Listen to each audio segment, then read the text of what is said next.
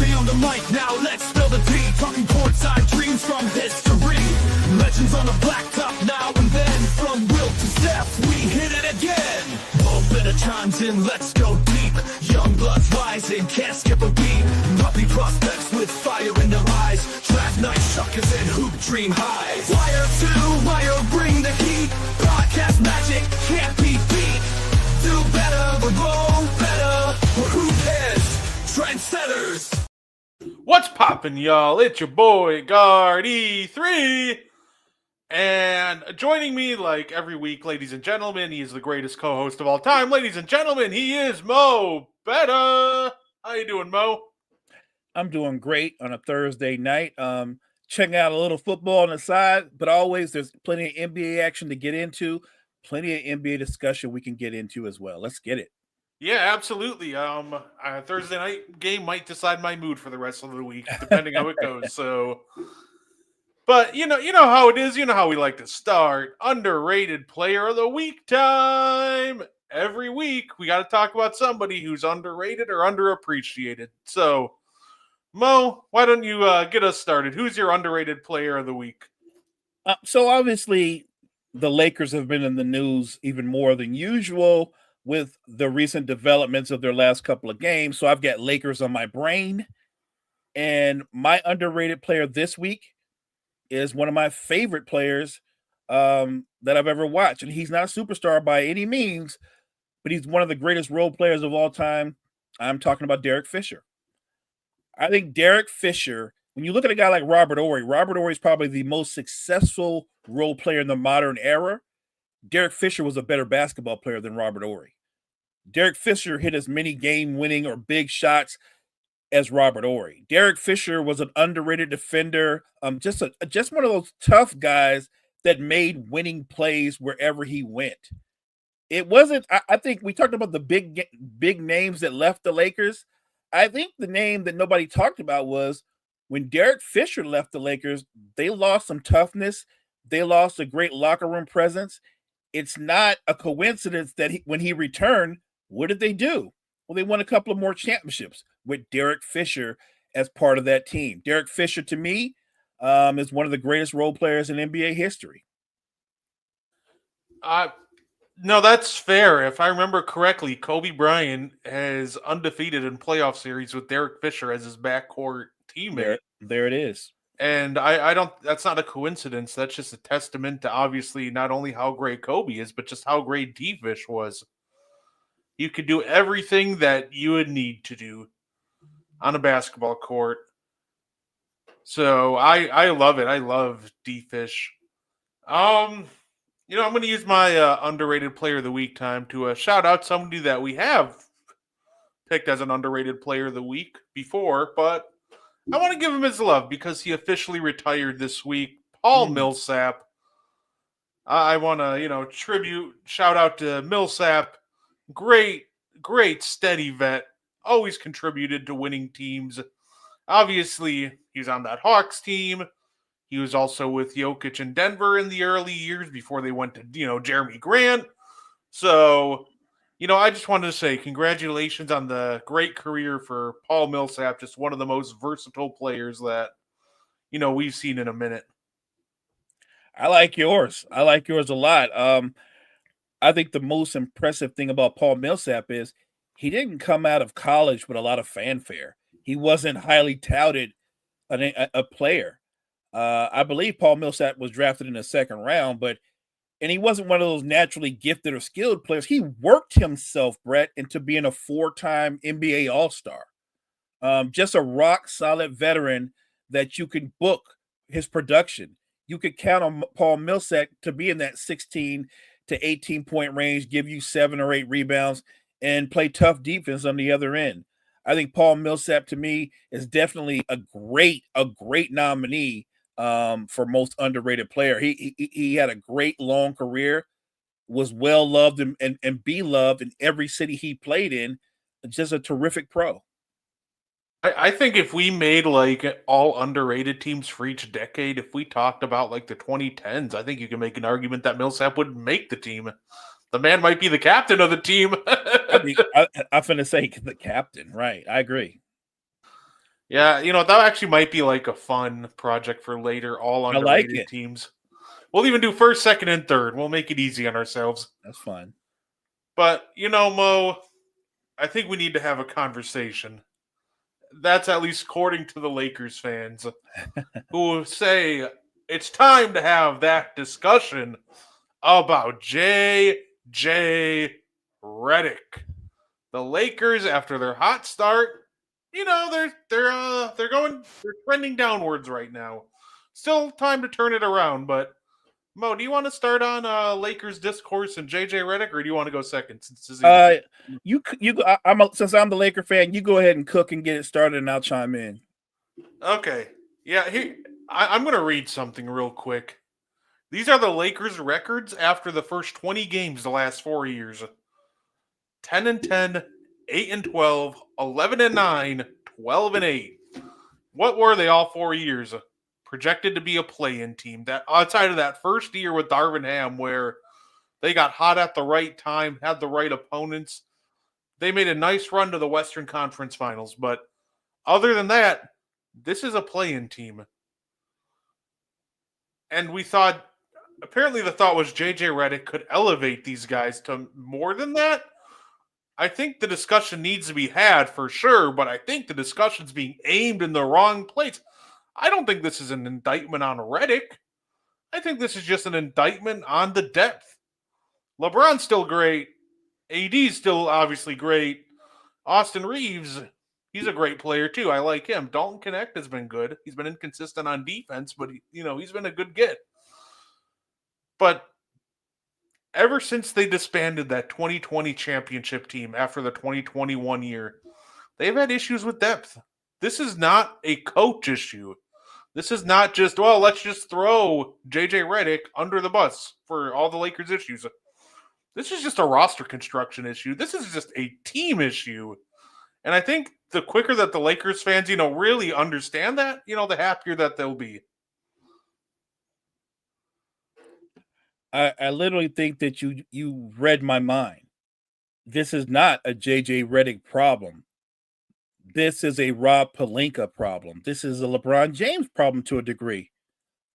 We can marvel at how high a level LeBron James is playing at in year 20 plus, but what he doesn't do anymore, he doesn't elevate other players. He doesn't. These numbers that he's putting up, they're impressive because of what year he's doing them in, but it doesn't impact winning anymore like it used to. Now they're just numbers, and the other team goes about their business waxing the Lakers.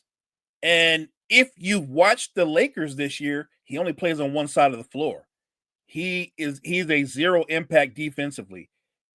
He's a minus player defensively.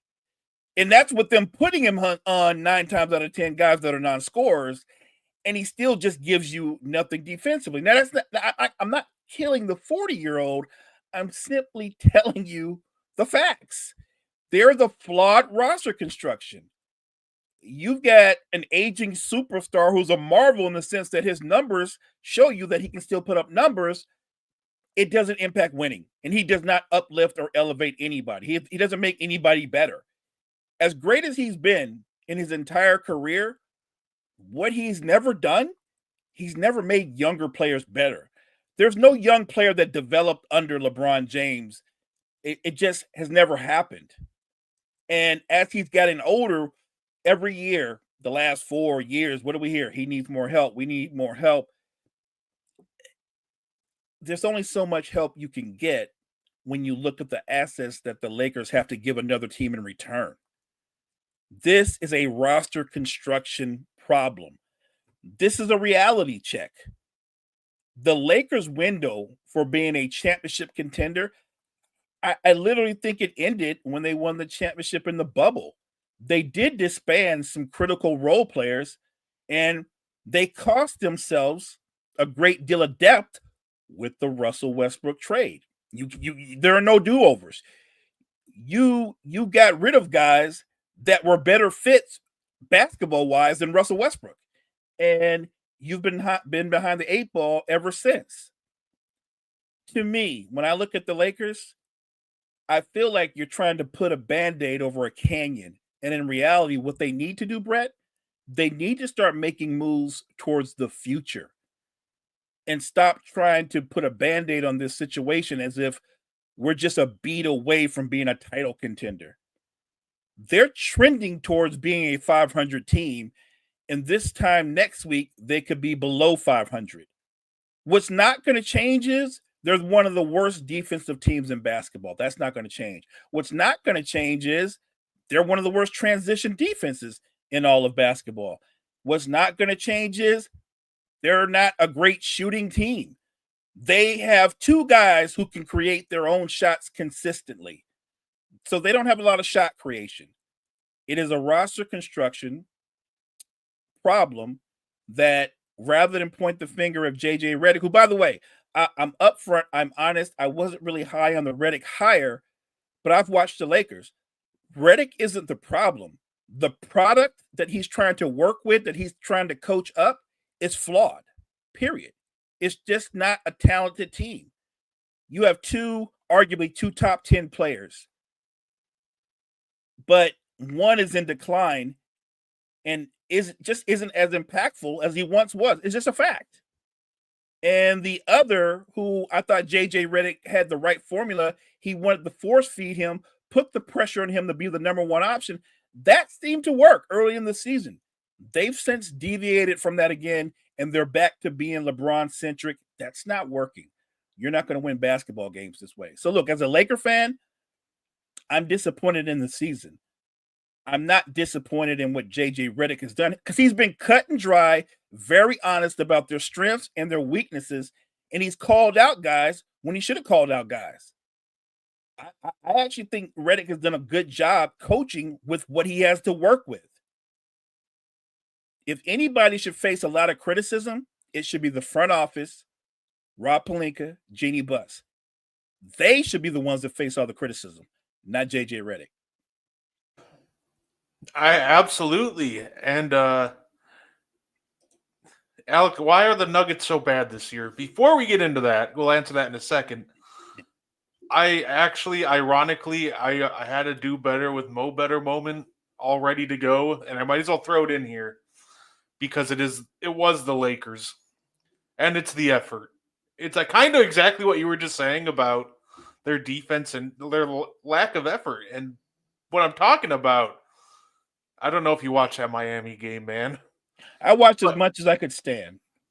I thought the Bucks were going to have the worst defensive effort in some of their games earlier this year, but I genuinely don't know if anything can top. Just players just did not seem to care that much. Like they were getting whatever they want. Nobody was closing out. Nobody seemed to want to rotate. So a lot has to change, and I think it starts with Buss, and it just at the end of the day, I think the players just got to take more pride in what they do on the court, and at times that just doesn't seem to be happening. And Redick, I think, is calling them out perfectly every time he sees it. And look, every team is capable of being blown out in the NBA. You know that your Bucks get blown out on a given night, but they had just got blown out, Brett, by 29 points by the Timberwolves. If you just get blown out by 29. Usually the natural reaction is, whether you even win or not, is that you give a huge effort game on the follow-up, right? That there isn't a lack of effort. They just got blown out by 29, and they followed that up by getting destroyed by 40. By the way, by a Heat team that is not one of the most high-powered offenses in basketball. It just isn't. Flat out isn't. But last night, Miami looked like Golden State at its peak with KD and Steph. No, absolutely. And for this question, I'm gonna I think this one graph will kind of show a big reason as the issue with what the Nuggets' problem is. And simple, this is when Jokic is on the court versus off it. And this always plagues the Nuggets, but this is actually like maybe the worst I've seen this issue. So when Jokic is on, they're 12 points ahead of the league. They're 12 points better than the league. With an offense, that's 14 and a half points ahead of the league. Defense, little below average, but you know what? The offense more than makes up for it. When he's off, they are 15 points worse with him off. And their offense also just absolutely craters. I think that this is a huge thing. They moved Christian Braun to the starting lineup, but never actually found a way to replace him. And overall, you're just kind of seeing it. This is a team that couldn't do anything without Jokic on the floor the past couple of years, but now, as Kyle just says, they lost more key rotation play pieces, and now it's just even worse this year. The issue with the Nuggets is the same it's always been. How do we generate offense with Jokic off the court? And years past, before, like pre last year, coming into this year, the answer is normally Jamal Murray will cook for us in the non-Jokic minutes, but he's been cold since the playoffs, so that just hasn't happened. So, Mo, what do you think about the Nuggets? Kyle hit it on the head. Ever since they won the championship, they started out by losing Jeff Green and Bruce Brown, and they didn't replace them. They followed it up the following season when they lost in the postseason by letting KCP go because they didn't want to go anywhere near the second apron, so they didn't want to pay him. They've lost key role players and key bench players that they never replaced. The Nuggets have no depth. They have one of the worst benches in basketball. They're also not one of the when you look at their team, the two best shooters on the team, Porter Jr. and Jokic. They don't have any shooters. I will say this, Christian Braun has been the second most consistent player on that team all season long. He's not disappointed. But as you pointed out, because he now starts, they've never replaced what he did coming off the bench. And they were so desperate to find any kind of production, they went out and got Russ, who, by the way, if you look at his numbers, Russ has been solid off the bench. But the reality is when Russ is on the floor, teams can play defense a lot differently. They can sag more on Joker and Porter because you're going to invite Russ to shoot a perimeter shot all day long. And more times than not, that's going to work in your favor. They lack shot creation, they lack bench depth, and they lack shooting. Will this team make the playoffs? Absolutely. If you've got Joker, you're going to be a playoff team. Is this team a title contender? They are not. Not anymore. They're not a title contender. And I know Nuggets fans are like, are you crazy? No, if you know basketball, you know your team is not a title contender. Just flat out, they're not. They don't have enough talent. They don't have enough depth. Joker's going to have I'm looking at the MVP race. It looks very familiar. It's SGA, it's Joker, it's Giannis. That's what I see. You could throw Jason Tatum's name in there because he's having a terrific season. And it might play out where Jason Tatum will be the best player on the team with the best record. And that has been a formula in the past in the NBA for guys to win the MVP. So I think he has an outside shot as well. But the Nuggets are flawed because they've lost talent and never replaced it. Calvin Booth is their GM. And Calvin Booth is trying to do his job with both hands tied behind his back because he's working for an owner who would rather save money than keep talent. Move Braun and MPJ to the bench and you use them like Boston uses Pritchard. I guess that depends how ready you think Julian Strawther and Peyton Watson are. Peyton Watson, Brett, you know how we talk about the young man in Orlando being an all-NBA defender? Yeah. I think Peyton Watson has that potential as well. But the problem is there's the other end of the floor where his jump shot, he's just not a consistent shooter from long range. And I think the other problem too is you're once again with Christian Braun moving him away from Jokic. I think that's a big part of why he's looked so good. Jokic has this ability to make guys look, a hell of a lot better. And I think Christian Braun's a good player. I think he would look good without Jokic, but I don't think he's the 16-a-game scorer that he has been without him on the court. But I do think that might be an interesting idea to look into. But here's the biggest problem though, Brett. they can't be a serious contender unless they get Jamal Murray back playing at an all-star caliber level. If who he's been these first 20 games is who he's going to be going forward, the Nuggets are done. Yeah, that too. Like it's funny because, and also I think another problem with the Nuggets is we call Porter Jr. Michael Never Swing the Rock Porter. And I think that's detrimental to the teams. Like, it's accurate, but it's detrimental sometimes. There's a great play that actually shows this, where Porter has the ball, and everybody knows that he's not going to pass it. Literally, they're helping off Jokic, who's shooting over 50% from three, one pass away. They're leaving Westbrook open, which sounds like a good idea, but he's 36% on the year. Right. He's shooting league average. Also, you can get the pass over to Christian Braun. If you pass it to Jokic, he swings it to Brown. That's another open three. But they leave all of them to, just stack up on Porter because they know he's not going to pass it. This man throws an oop to self. He doesn't actually dunk it, but he gets his own rebound off the backboard. Once again, now he has the ball with four guys surrounding him, multiple open shooters, 6-foot contested fadeaway. And to me, I get it. You're there to shoot. You've said that yourself. But also, at the same time, you got to move the rock a little bit, because if I can just completely play off everybody because I know what you're going to do, that becomes detrimental to a certain point. So also, besides Jamal Murray finding his form, which is the biggest thing, I think Porter's got to look to pass just at least a little more. I think, you know what? But he's always been a black hole. You pointed it out. If he gets the ball, he's raising up. He's not going to put the ball on the floor because he doesn't have a handle. I don't think Porter's the problem, but he is a flawed player because he's been in the league now more than a few years, and his game looks the same as it did the first 2 or 3 years. He's never he's literally at his peak. He was at his peak in year 2, and he just hasn't added anything else to his game.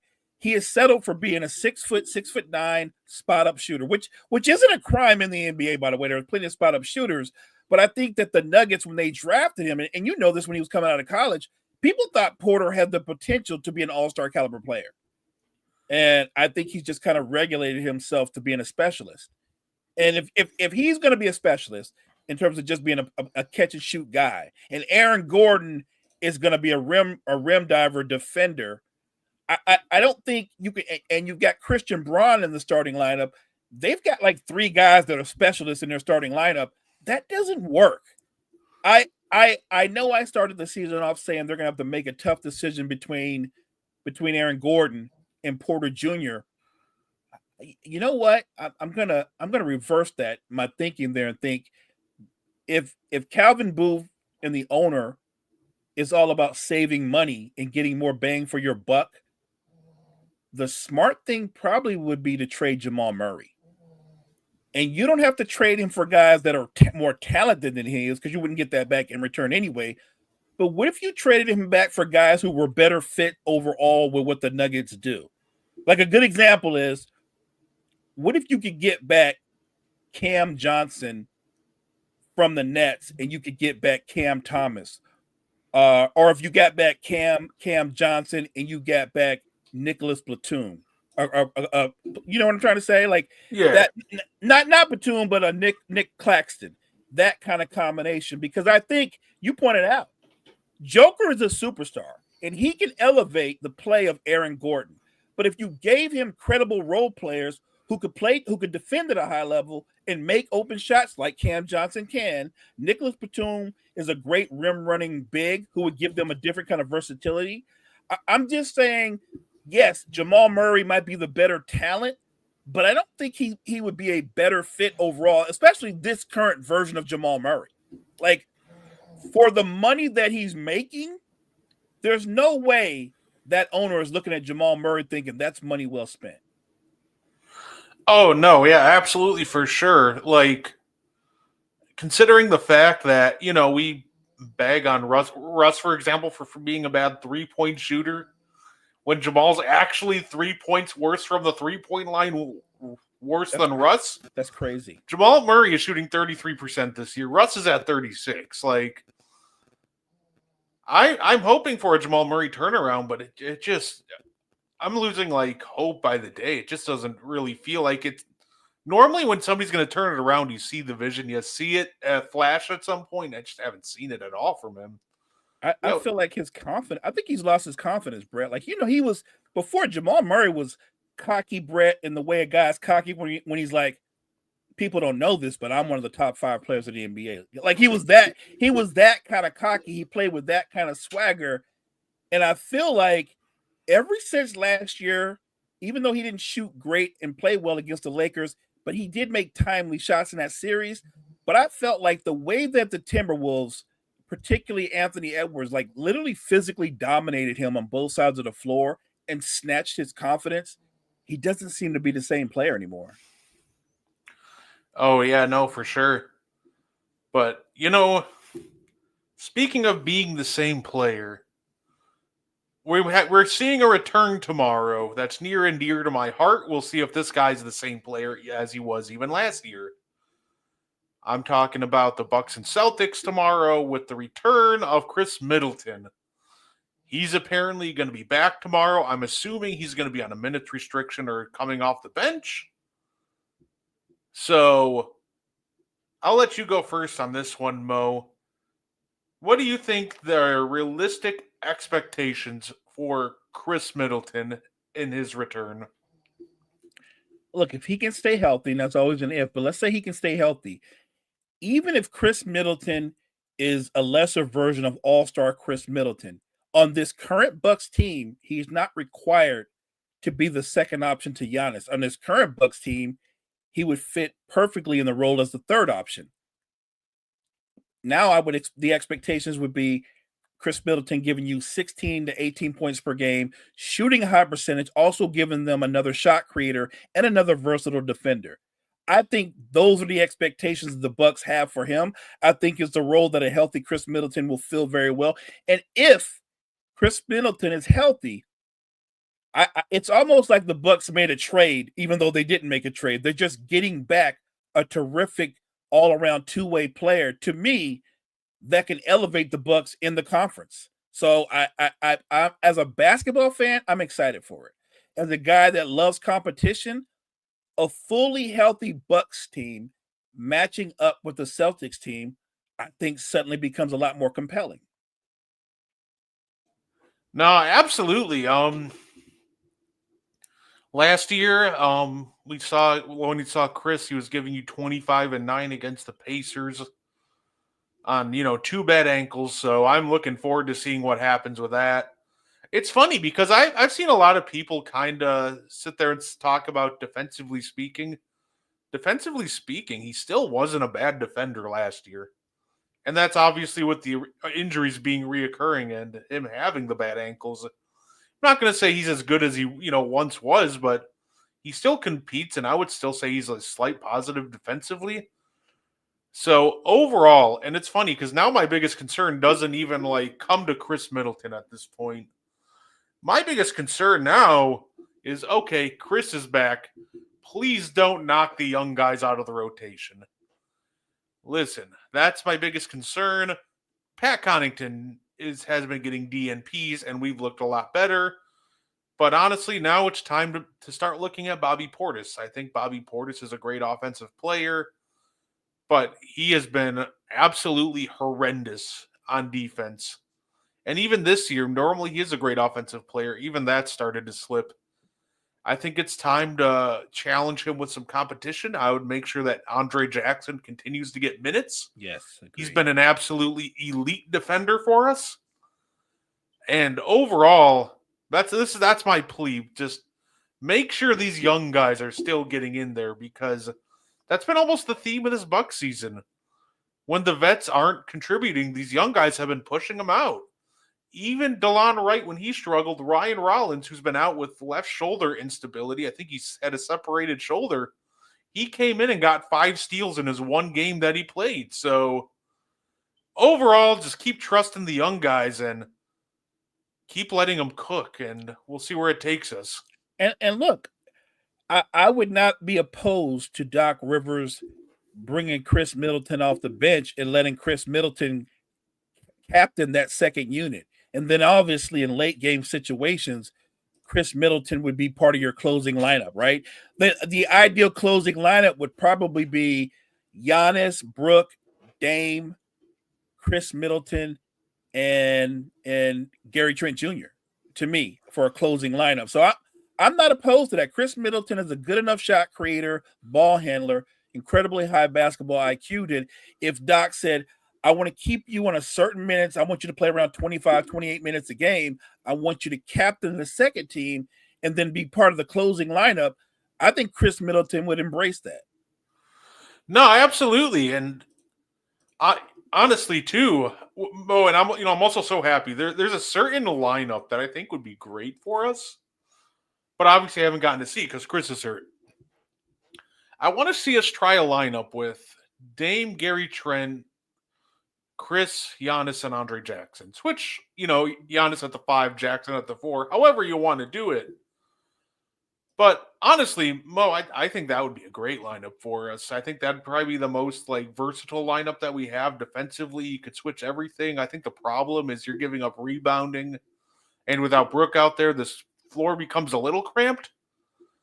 But I'm excited because now I feel like we just completely unlock lineup combinations and just different player combinations with Chris that we really couldn't afford without him. I actually like that lineup because outside of directly matching up with 100% Joel Embiid, it's not like the East has a ton of great centers. And even if they did, I think Giannis would run most of them into the ground.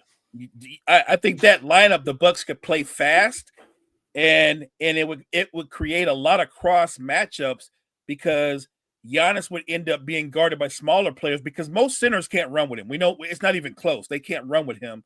So I actually think that's an interesting lineup, and I hope Doc kind of experiments with that. You're right. Middleton comes back, and I think it makes you guys a deeper, more versatile team, and I hope Doc embraces that. No, yeah. I'm super excited to see it. I'll definitely be as tuned in as I can for the game tomorrow. And I'm also super excited about. Listen, my Orlando Magic were a great pick last year. I think they're a great pick by both of us to sneak into the playoffs. Mo, I think we nailed another great pick. I can't remember if you put them in. I think we both put them in the playoffs, but they've actually exceeded both of our expectations. How impressed have you been so far with the Houston Rockets? Blown away. We both had them in the playoffs, but they're not trying to just be in the playoffs. They're trying to win the conference. And I watched the game a couple of nights ago with them versus OKC, and the first thing that came to mind is, while I still think OKC has the two more talented perimeter players, Houston has more athletes than OKC. They have the athletes that can match up with OKC. They actually have more athletes than OKC. And I think I'm not going to say they're deeper, but I think they're a little bit more of a physical team. And it's an interesting matchup. And when you get consistent shooting from Jalen Green, when you get consistent shooting from Dylan Brooks, that changes everything for Houston. Which, by the way, Jalen Green is an incredibly talented kid. But if he has a fatal flaw, he's just not an efficient shooter. He's not. I don't know his numbers. You're great at pulling up numbers. I guarantee you, if you pull up his numbers, he's probably not even shooting 40% from the floor. I'll start pulling those up for sure. But no, absolutely. I like Jalen Green, and he's one of those guys that when he's on and he's hot, it's a lot of fun. But yeah, his field goal percentage is actually spot on. 40. It's 40.3% from the floor. Well, that's higher than I had him. I'm impressed. And what did he shooting from three? He takes more threes than twos, I think. Yeah, not great. 33. Yeah. And how many threes does he take per game?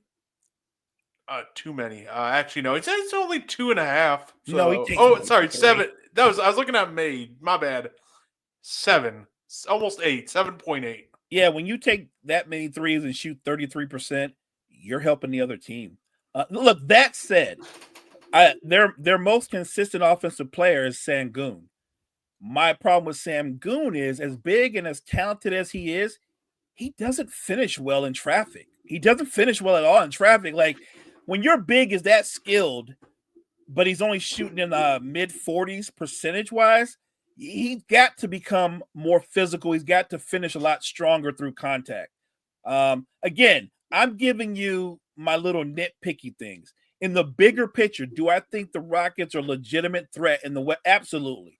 I think the Rockets, I think they're a year ahead of schedule, Brett. I'll go that far. We were talking about them making the playoffs. They're trying to win the conference. That's how well they're playing as a unit.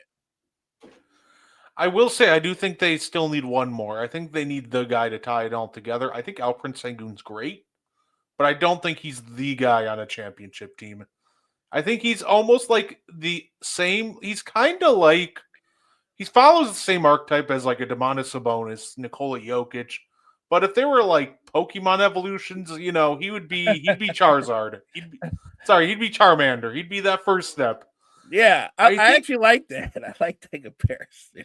I think with him, he's just, for how not great he is defensively, I think he's great on offense. I think he's an exceptional talent. But for your center to just kind of be as bad as he is defensively and to lead them to a title, they need to be almost a generational talent. We saw how much it took for Jokic to lead his team to a title. And I think Sengun can be a key part to a title contender, but I don't think he can be the guy, and I don't think the guy is on the roster right now, and that's okay. They got time. Agreed. I think that's something that we need to point out. I think Houston can be very, very good in the regular season, but in the postseason, when the floor shrinks and you need a guy that can take over when everything's not going very well, I know somebody will shout out Jalen Green. I don't know if you'll agree with me on this, Brett. I feel like Jalen Green is kind of in that category where his natural position would be coming off the bench because he's kind of a hit and miss scorer. When he's on a heater, he looks elite, and when he's not, he's just a bricklayer. I agree with you. I don't think the guy, you need to have the guy. You can have, I think they have all the other pieces that you need to be a championship contender. They're missing the guy that people go, oh, they got him. Houston's the best team in the West. They don't have, I don't think the guys on that team, I don't think Sangoon's that guy. I don't think Jalen Green's that guy. I don't think anybody on that roster is that guy. And they have a lot of really good players. When you got two dogs like Thompson and Tari Eason coming off the bench, like they have everything you need except the guy. It's funny. I feel like you and I could do a show on guys who are really good players. Some might even be all-stars, but we would hesitate to say they could be the best player on a title-winning team. Oh yeah, absolutely. That would actually be a ton of fun. But I think the last time you really saw a team where I think the only like championship team, and I don't even think it's true for this one, that you can say that they didn't have quote unquote the guy would be like what? The 04 Pistons, but even then they had something special. They had chemistry and two-way dogs. Yeah. And even they had a guy to take over when they needed to. So they might have not had the guy. They might have not had like a top 5 or 10 player in the league. But they had guys for the right situation. And they had a coach and a system that they bought into. And like you said, their top 7 or 8 players were all dogs. They would all get after you. Yeah. And do you need the guy when you're holding teams to 70 points? Like when you're shutting people down to the point where they're scoring 78 or below that, you don't need a guy. You got enough if the other team can't score. Yeah, absolutely. No, and it kind of just shows how hard it is to be able to win without quote unquote the guy, right? It's a fact. Like, you need to be full of just two-way demons like the 04-05 Pistons were, since they actually almost went back-to-back. They took the Spurs to 7 the next year. One But bad rotation. yeah, but like, you need a team just full of two-way demons that absolutely bought in to have the best chemistry in the world in order to overcome that. And just not a lot of teams can do it. And I don't think the Rockets are a team that could, really do that either. And that's okay. I'll be looking forward to seeing their future draft picks. And just all I'm going to say, too, though, with the Rockets, don't fall into the trap in thinking, hey, you know what? It's time to go all in. Make sure you're ready, because we've seen teams, aka the Atlanta Hawks, think they're all in and then make the wrong trade. I'm not saying that the Rockets can't go all in, but just make sure you're trading for the right guy. And not trading for the name, right? Because the rumor mills, and you've probably seen some of them too, have Houston as one of the suitors for the services of Brandon Ingram. And we both like Brandon Ingram as a talent. But we both view Brandon Ingram at best as a second or third option. We don't think he's the guy either. Like, if you trade some of your young talented assets for Brandon Ingram, he might be better than them, but he's not the guy. You still wouldn't have the guy, and I don't think you would be as good because BI doesn't give you much defensively at all. Like I said, we can do a whole show on really, really good players, but if you're talking about winning a title, there's levels to this. Brandon Ingram cannot be the best player on a title-winning team. He's not. Look, I can go down the list. I love De'Aaron Fox. Not going to be the best player on a title-winning team. Not going to happen. It ain't in the cards. I like Sabonis, but he's second fiddle to Fox. He ain't going to ever be the best player on a title-winning team. I like Halliburton. Not going to be the best player on a title-winning team. He's not. I know Pacer fans like, you're crazy. No, I'm right. I'm right about this. He's very, very good. He's not going to be the best player on a title. Think what I'm saying. On a title-winning team, Halliburton will not be the best player. Now, I could be petty and just go, you don't really have to worry about that, Indiana, because you guys aren't winning a title anytime soon. You're not. But I'm just being real. When you go back and think about through the history of basketball, how many point guards were the best player on title? It's a short list. You can go way, way back in the day to Tiny Archibald. You can go up a little further up. We don't count Bob Cousy because we know Russell was the leader and the best player of that team. But I'm talking Isaiah Thomas was the best player on the Bad Boy Pistons. Then skip ahead from Isaiah Thomas. You can say Magic Johnson, but I'm talking about guards that are 6'2", 6'3". You can go Steph is another outlier, right? Steph is another outlier.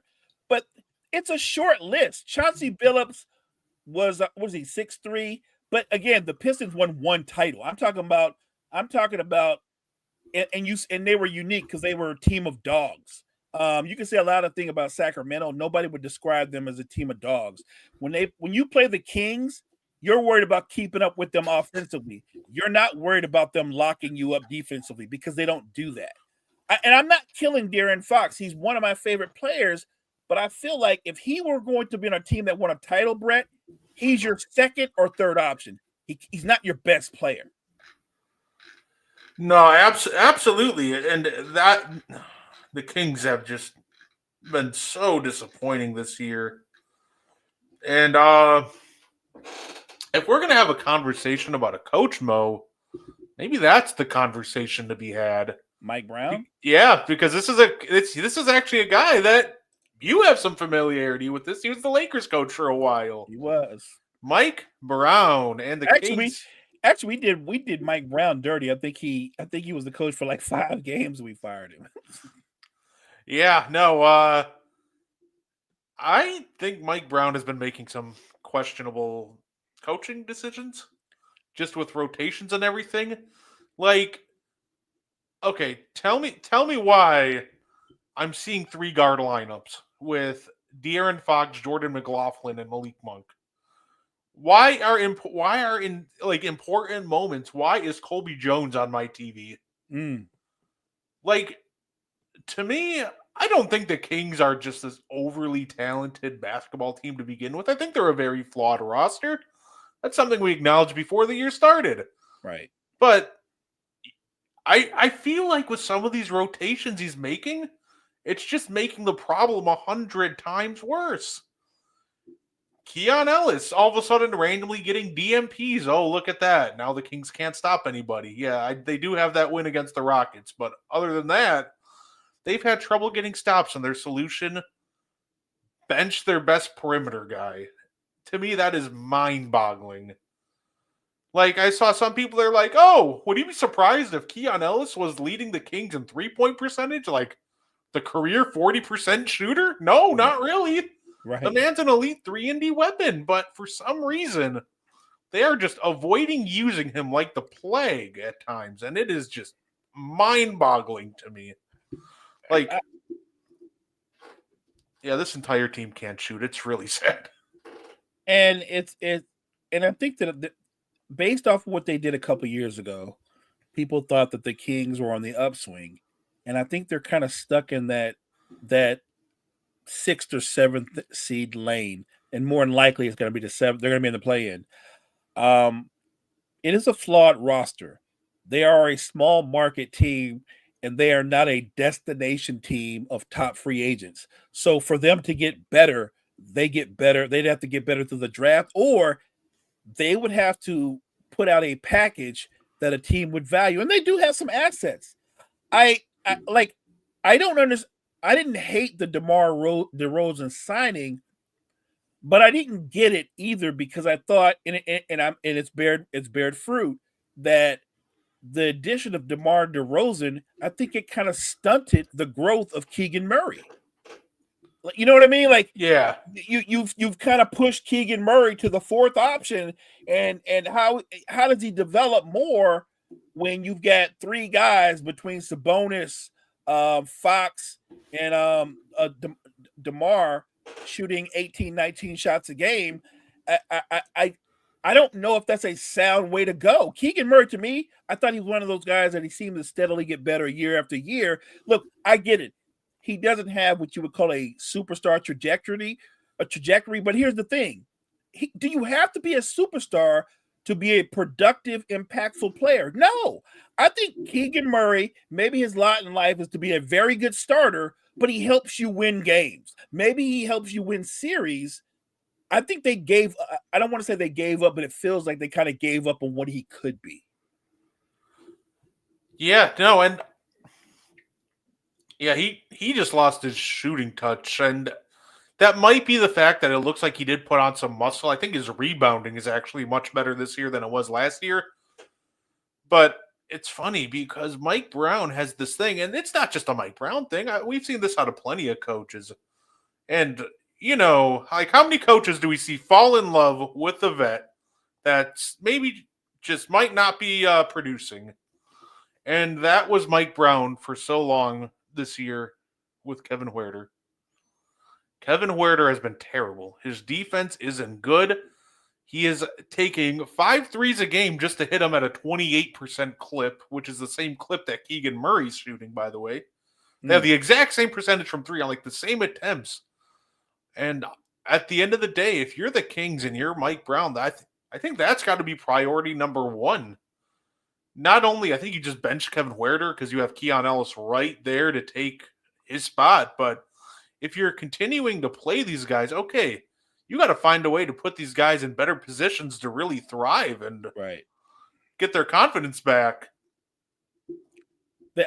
I need the Kings to get back to what they were a couple of years ago, where they were like 1st or 2nd in the NBA in pace. You know what I mean? Like when they played fast and they just kept you on your heels defensively. And I think some of that has gone to the wayside. I don't know if that's by design. If it is, they need to scrap that and you need to implement the system that highlights your best players' skill set. When Sabonis, Fox, Murray, when they're playing fast, that highlights their skill sets. They're much better when they can have you on your heels before the defense can get set. I don't think the Kings and this is not a surprise if you watch the NBA. The Kings are not a very good team in the half court set. They become a very isocentric team in the half court set, and they don't have a lot of shooting on that team. You just pointed it out. Kevin Huerter has one job on the Kings. He came there with the reputation of being a terrific shooter, and each year his percentages have dropped, and now he's to the point where DeMar DeRozan is a better 3-point shooter. Yeah, and it's funny because it's something we kind of talked about too, right? When it came to DeMar DeRozan coming there, how he likes to slow the game down. And he likes to play in the half court. And it's almost like they decided that they're going to lean towards using DeMar DeRozan to his strength, which is half court offense. But I think that's the wrong move. I agree. I think they need to speed things up. You have De'Aaron Fox. He is arguably the fastest guy in the NBA. And to try to not, and even Sabonis, can he run? No. But is he one of the best outlet passers in the NBA to get fast breaks started? Absolutely, but it just seems like they're content to bring the ball up slowly and get into their sets, which half the time don't look great, and there's just not enough spacing right now in the half court to thrive. Agreed. And look, and I'm okay with you doing things that fit DeMar's skill set, but if you want to do that, then you shouldn't start DeMar DeRozan. DeMar DeRozan should be the first guy off the bench, and you should highlight him with the second unit where he can play the way he wants to play at that pace. But I think you need to have your regular guys in to where you can play fast, play to their strengths, and let DeMar do his thing coming off the bench. And that's the funny part. They're acting like DeMar can't run the floor. DeMar is still very athletic. Right, this is but true. They refuse to run the floor with him out there. They're like, we got to get up on our set. You got to get in the half court, which is good offense for DeMar DeRozan, but overall it's not great for the team. Agreed. So I think they just got to understand that DeMar can still run. He can still move more than they're letting on here. So, but hopefully they can turn it around. Because I think they're a fun team when they're clicking and they're running and playing fast. They're a lot of fun. So I hope they get back to it. Let me ask you a question. Obviously, in recent weeks, we've seen Golden State. They still have a good record, but we've seen them kind of come back a little bit, right? Because the whole thing that we talked about is they were playing so great. And the first thing we said is this something they could sustain? And it's starting to look more and more that it's not something they can sustain. Remember, early in the year, Buddy Hield's averaging 18 points a game. Now he's averaging around 14 points a game, and his percentages are dropping. And now the rumors they're back to Golden State might be sellers at the trade deadline, which I get. It makes sense. Again, it's kind of obvious. This is like taking a test, but it's an open book test, so you have all the answers.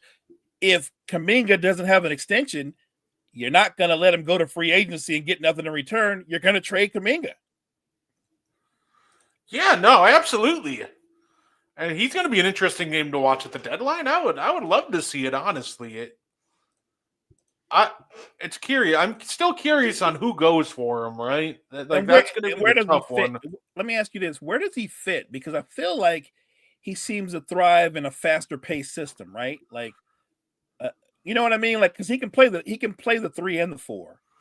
Oh yeah, faster paced system that needs a 3. I mean, the first team that came to mind could very well be. Let's see. The Hawks already have Jalen Johnson. Kuminga Johnson would be a fun duo, though. I love Jalen Johnson, by the way. I'm a big fan of Jalen Johnson. I love what Dyson Daniels have done as a member of the Hawks. Dyson Daniels defensively is what they thought they were going to get when they brought what's our guy that's on the Pelicans now? Murray. When they thought they were going to get that. And what Dyson Daniels does, he's disruptive defensively.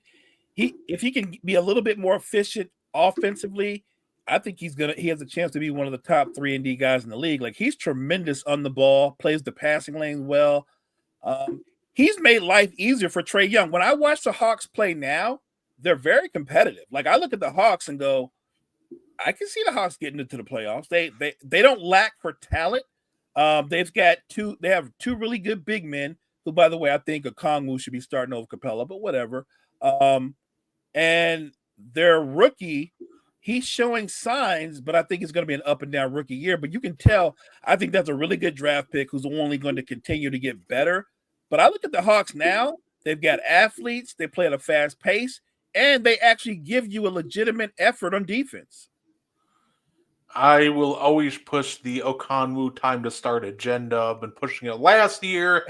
I think you can argue that it should have started 2 years ago. And I think that Clint Capella could still be a very good football player, basketball player. I think he still is, but it almost looks like at times he's just unmotivated. I think it's time to ship him off, see if a change of scenery helps him, because he doesn't look good. A lot of his real value came from this idea in Houston that he was switchable, that he could switch on to guards, he could stick guards, but we're at a point now, it's 2025, and half the time he doesn't really look interested in sticking bigs, nonetheless guards. So right. I think it's just time to ship him out, get that change of scenery, and see what you got in Okongwu, and just get Clint Capella to a better place. I agree. And see what you can get in return for him. Maybe you get some added depth on the in terms of getting another backup point guard. Like I said, I'm actually, and I'm not saying they're playing great, but I do like what I'm seeing from the Hawks. Matter of fact, I'll go a step further. I like, for the most part, what I'm seeing from the bottom half of the East. Last year, everybody that was in the bottom half of the East was a cakewalk. Now, to be fair, the Wizards are still a cakewalk, but everybody else is actually very competitive. You don't just walk over the Pistons. You don't walk over the Hawks. On a given night, Charlotte can give you trouble, especially when LaMelo's on a heater. So I do think the bottom half of the East, they're showing signs that these franchises, they're actually developing these young talents. And I love that, because most franchises now, after 2 or 3 years, they're already looking to move you. Oh, absolutely. And I'm excited, Mo. There's rumors about expansion teams. There's just so much talent in the league that it's going to be fun to see even more of it. Like, this isn't like expanding in the 1980s or 90s. Right. When the talent, obviously there were talented players, but nowadays the game is just so much more global. There's so much more talent around, it seems. And I think the big thing is it's just easier to find these talents than it was back in the day. So I agree. And you can see how brutal this league can be sometimes. Case in point, Alfred Payton. 21 assist game gets cut a week later. That, as soon as that happened, I was like, we need an expansion. We need it next year. But I know they're waiting for their new TV deal. They did him really shiesty.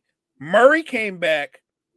Murray and CJ came back the same week, and just like that, he don't have a job. And all he did was actually play really well for them in the stint that you would think that when he showed you in that little bit, that some team would look at that and go, well, we do need a backup point guard. I would love it if my Bucks picked him up, honestly. Ryan Rollins, ever since, because he's now healthy again, but Doc hasn't been playing him ever since he's been back from injury. DeLon Wright, he's really up and down, but his downs are just not great. Like, anytime he gets pressured, he does not handle it very well. I would feel more confident in someone like Alfred Payton coming in to solidify our backup point guard spot than DeLon Wright. I like that. I have a question for you before we get this. I don't know if we talked about this. I don't think we did. I think it happened right after our last episode. Did we ever get into Lonzo Ball's comment about Kobe Bryant? We did not. He was that the one where he said that he doesn't have him top 5 because he leads the NBA in misses. He has the most misses. He has the most misses all time, because he basically, on the Angel Reese podcast, she asked him his Mount Rushmore, And look again, I have no problem with him picking his. It's his opinion. It's his Mount Rushmore. We all our opinions vary, but his reasoning was what blew me away when he said, "I never thought of Kobe as ever being the best player because he has the most misses." I, That was it. yeah, I think there's better. To be clear, I don't because when I think Mount Rushmore, there's four faces on Mount Rushmore. So to me, you're talking about the top four players in NBA history, and I don't think Kobe's that. I think Right. he's close, but he's not that. I think right. That's the point, Brett. I don't think him saying he wasn't in the Mount Rushmore yeah, was an insult because but you and I in our top 10 all time, we don't have Kobe in the top 3 or 4. We've got him around 6. yeah, Around 6 or 7, somewhere in that range. So if you're not in the top 4, it's kind of a no-brainer that you're not Mount Rushmore. and it's weird because I almost feel like because that kind of almost makes because obviously Lonzo Ball watches basketball, but to me that's a comment I would expect from somebody who doesn't really watch ball. That just kind of Right. looks at like basketball reference. Overall, that's the part that kind of blows me away because I know Lonzo's a bit smarter than that. I think I think there are reasons to not have Kobe top four. Obviously, the first place you look is the '04 finals. He very much so the Lions. The Pistons have admitted that they played into the Shaq and Kobe beef and Kobe wanting to be Finals MVP. And at times, Kobe got way too aggressive and shot him out of some games. Like He was chucking so yeah, bad that series. like you can look at the blown lead to the Suns, even though I don't really worry about that because the Suns I think were more immensely talented than the Lakers. They were. But remember, that series went to 7 games. And Kobe refused to shoot And in one of the guy, games. right. Look, we could do a whole show on this. I'm in no way am I look, remember everybody that's listening out there. He's in my top 10 all time. I acknowledge the career that he had. But you can't call yourself the Black Mamba and talk about how relentless you are and you never give up and you never quit when you literally refuse to shoot in a game 7 to prove a point to Phil Jackson. And all Phil said was, "You're taking too many shots," because he was in the first half, moved the ball around, and Kobe got pissed. Yeah, no, absolutely. And obviously, like I said, I love Kobe. Like at the end of the day, though, I don't think there's a great argument for him being top four, but there's definitely better arguments than he missed the most shots. Like, well, right, but did you? Sometimes, like a lot of people fail to understand that some of these teams are built to rely on the superstar.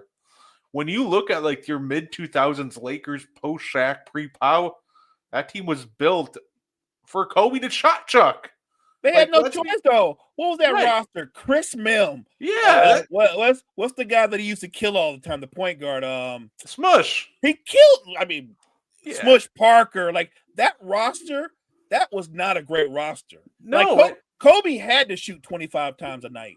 yeah, and that's why people are sitting there like, well, he shot too much, and I'm like, yeah, when he didn't have the roster around him, and like you can say like that last year with Shaq when the beef really got bad, sure. Yeah. So what? From like 04 to like 07, 08, pre-Pow, yeah, he shot a lot, but that's how they designed the roster. It was completely necessary for him to shot chuck. I think people forget that detail that that was the only way for the Lakers offense to survive because his second best player in that span offensively, Andrew Bynum? Like Andrew Bynum was a fun post player, but is he the second best player on a team that actually has real playoff or championship aspirations? Absolutely not. Right. You're spot on. And look, like I tell people, one of the Kobe's greatest strengths, you could say, was one of his determinants was Kobe didn't care about field goal percentages. Never was fearful of taking the tough shots. What is the line? Kobe's the greatest bad shot maker ever, right? He was. He is. There's no question. Now he missed a ton of bad shots as well too, but the notion that Kobe, and by the way, Lonzo, who I do think knows ball, you have to know that Kobe actually doesn't have the most misses of all time. LeBron does. So I'm just saying, if we're going to be accurate, LeBron does. His Mount Rushmore wasn't very good, by the way. Having Jordan and LeBron there is good. Having Shaq third, not a good Mount Rushmore. Shaq has no business being near any Mount Rushmore. Oh, for sure. Yeah, I don't have Shaq in my Mount Rushmore for sure. Yeah, no, absolutely. I didn't even know. It's funny because I didn't even catch that he put Shaq in there. Right, which is funny because I have Kobe ahead of Shaq. I think if we made like a Mount Rushmore of greatest peaks in basketball history, then Shaq like is on that Mount Rushmore. But if we have to take the overall career, right, your whole career, right. Look, and there, that is a great point you underline, and I think a lot of people they get stuck on that. How dominant Shaquille O'Neal was, especially during the three-peat. I got you. If we just take that sample size and put that window when he played up against anybody else, he's probably in the top 3 all time, if not number 1, right? For just that, right? He's got to be right there with LeBron and Jordan, right? If we're talking about his peak, Shaq. But if we're talking about the entirety of his career, the breadth of his career, it's not even close. No, absolutely. Yeah, that was the tough part for me because I'm like, I know Lonzo knows ball, but that's just such rough logic to use. It was rough logic. It was just the way he said it when he said he never thought of Kobe as being the best player. Like, there was a time in Kobe Bryant's career where he was the best player in the league. There was. It didn't last like a decade. I mean, Kobe was definitely an impactful and a superstar for over a decade or longer, but he wasn't the best player for over a decade. But there was a window when he was the best player in the league. And you could make the case he was the best player in the league. The three as soon as they got Pau Gasol, I thought you saw the best version of Kobe overall, right? They went to 3 straight finals. Obviously, they lost the first one, then they won the next 2. You know, it's funny. This might be a hot take to a lot of people, Mo, but I don't think it should be. I think Kobe was almost an underrated passer. Oh, I think some players are just not more. They're more wired to shoot than pass the basketball.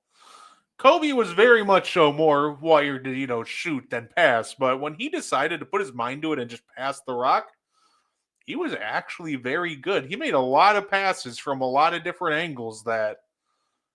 I don't think a lot of people would expect. Like, if you go back and you look at, the career of Kobe and just his playmaking and passing, I think a lot of people would be surprised with how good of a passer he was. I thought he shined in that finals versus Dwight Howard and the Magic. I think that series he averaged just under 7 assists a game. Like, Kobe was amazing in that series, like penetrating, going behind the back, finding Paul Gasol for lobs, like setting Trevor Ariza up for threes. Like, yeah, I just think he opened up his entire bag in that window. Kobe Bryant is an all-time great. I think I feel like he's very unique, Brett, in this way that people don't know how to rank him because they either rank him too far, because there's no shortage of you can go on TikTok right now and you could type in Kobe Bryant and their video will come up and some guy's going to say, if you don't have Kobe in your top 3, you don't know ball. There's tons of those videos and there's thousands of people that co-sign on that. And I couldn't disagree more. And this is coming from a lifelong Laker fan, a person who's a huge fan of Kobe's. He's not one of the 3 greatest players of all time. He is definitely one of the greatest players of all time, but he's not one of the 3 greatest players of all. And you can't use the argument that he was the closest thing to Michael Jordan to make him one of the 3 greatest players of all time. He was the closest thing to him, but he wasn't him. Jordan was a much more efficient player than Kobe Bryant. Yeah. It's not even close. And I wanted to add in there that all the people that, bash on his tough shot making, there's a reason why his field goal percentage didn't go down in the playoffs. It stayed roughly the same as the regular season. And that's a real benefit to kind of taking all those tough shots. you'll see a lot of the times in the postseasons, players' field goal percentage plummet. They're used to just hunting these efficient looks that just aren't there in the playoffs. Right. When it came to Kobe, those looks that the defense gave him, he was taking them anyway. So, and that he's not the only person we've seen kind of just have a diet of tough shots, and he hits them and it just translates well to the playoffs. Another player who kind of did the same thing, Hakeem Olajuwon. Do we think all those moves in the post, the dream shake, the hook shots, was that easy? No, that was all very difficult. Right. But guess what? When you got to the playoffs, it didn't matter how you guarded him because he's so used to shooting these tough jumpers and post moves that he just continued to roll just like normal. I've never seen a center shoot a spinning fadeaway, and like his footwork was it was so far ahead of the rest of the game that his footwork is like Kevin McHale had great footwork. I think Hakeem Olajuwon has the greatest footwork of any post player I've ever seen, and that goes for Kareem. That you name it, it starts with Hakeem Olajuwon. Like just his agility, his quickness, his touch. Kobe's unique. Like I said, if I'll never argue with anybody that talks about all-time great, I'll never argue that he should be top 10. I'm not arguing that. I just think we have the extremes. People want to kill me and you for saying, well, we got him around 6 or 7. And I'm like, well, there's dudes that have him like at 11. You know what I mean? But that's one extreme. The other extreme is it should be Jordan or Kobe. I've seen guys actually do videos where they're saying it should be Kobe, LeBron, and then Jordan. Make it make sense. I don't understand that. You can have a favorite player. Like I feel like people let their fandom override their basketball knowledge. Magic Johnson's my favorite player, but I don't let my fandom override my basketball knowledge. If you look at Magic Johnson's career, 12 years, nine of those 12 years he spent in the NBA Finals, won 5 finals.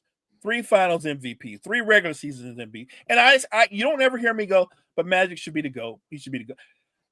I'm realistic to know that I think Magic Johnson's place is, in my opinion, he's a top 5 player all time, soundly. But that's where he is. I'm not going to go like he should be ahead of LeBron and Jordan. I'm not going to do that. I can't do that. And then somebody will go, well, wait a minute. If Magic's top 5, shouldn't Kobe be ahead of Magic? I was like, I don't want to get into that, man. Like, you're doing apples and oranges. If Magic Johnson and Kobe Bryant played a game of one-on-one, Kobe's going to win that game. If Magic Johnson and Kobe Bryant are on the floor with 8 other players, Magic's team's going to win. Yeah, no, Magic always had a game that translated well to just entire teams in general. So right. The man was just an engine for a historic offense. But yeah, I'd say that's all we got for this week. Mo, do you have anything else to add before we get up on out of here? No, guys, we have so much fun chopping up hoops. It never gets old. I appreciate it so much. My guy, Brett, I'm sorry calling you the NBA genius. If Gene's the NFL genius, you're the NBA genius. I just look forward to doing N1 every week. We appreciate everybody that comes out and supports us. Just make sure you check out all the content we have at the Wire to Wire Network. Check out the N1 Facebook page. Check out the N1 Discord. We appreciate you guys. And make sure next Tuesday, it's going to be our longest episode of Meaty Boys yet. Actually, maybe second. The SummerSlam watch along was probably going to a little longer. But we are teaming up again with Fountain City Pro and our guy Chase. Woo! And we're going to do a watch along of his most recent show that he put on, Wayward Son. So definitely, if you're a wrestling fan, check it out. If you want to support some great independent wrestling, check us out on Tuesday, man. It'll be me, Mo, Chase. It'll be a great time, and we're going to watch some quality wrestling. So, ladies and gentlemen, thank you for your time tonight. We'll hopefully see you next Tuesday, but until next Thursday, peace out. Thank you for tuning in to the And One podcast. If you like our content, you can find more on the Wire to Wire Podcast Network on YouTube, Facebook, and Spotify. Want more And One? Find it on Wire to Wire. Like and share our Facebook page. and join the And One Discord. Grab the link to join from our Facebook. Thank you for tuning in and have a wonderful day.